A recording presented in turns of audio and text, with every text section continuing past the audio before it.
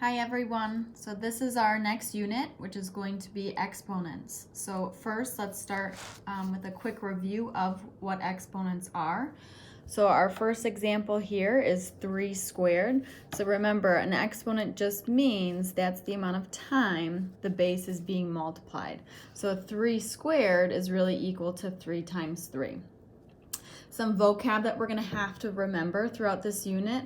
If we have our example of 3 squared, 3 is going to be referred to as our base, and then 2 is our exponent. So we have a base and we have an exponent.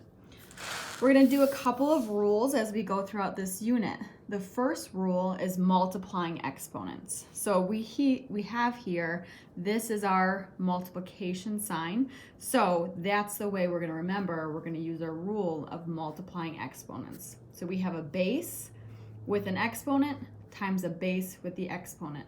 Something important we're going to have to remember here is the bases are common. So we can only use this rule if we have common bases.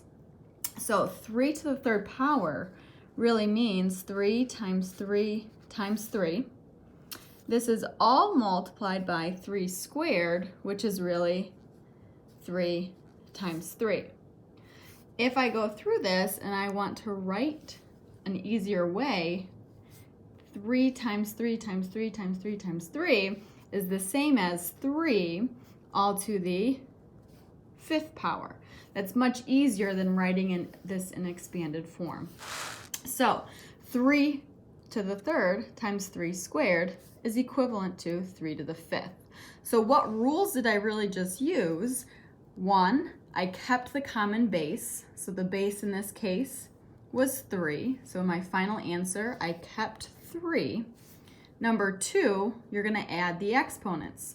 Well, the exponents were 3 and 2. 3 plus 2 gave me my 5. So are we going to expect you to expand this? Absolutely not. We can do it the faster way by using our rules. So here, let's try to use our rule with our next example. 4 to the 5th times 4 to the 10th. Okay, we have common bases. Keep the common base of 4. Add your exponents to get 15. So 4 to the 5th times 4 to the 10th gives me 4 to the 15th. My next example, and this is just an example of we're not going to take the time and expand it. This would take you forever, right? Expanding 102 100 times and then 500 times. Let's go the easy route. Let's use our rule. Keep the common base, add your exponents. So 102 all to the 600th power. Of course, we add a step with this. So what if we have multiplying, but now with coefficients? So another important vocabulary term is a coefficient, a number that comes before a variable. So in this case, 4 and 2 are my coefficients. X is going to be my base. 5 and 2 are my exponents. So here are the rules. We just add another rule. We're going to multiply the coefficients. So we're going to go 4 times 2 gives me 8. Keep the base, and in this case it's a common base, and the base is a variable, and that's okay. The common base is x. And we're going to still add the exponents because it's my multiplication rule. So 5 plus 2 gives me 7.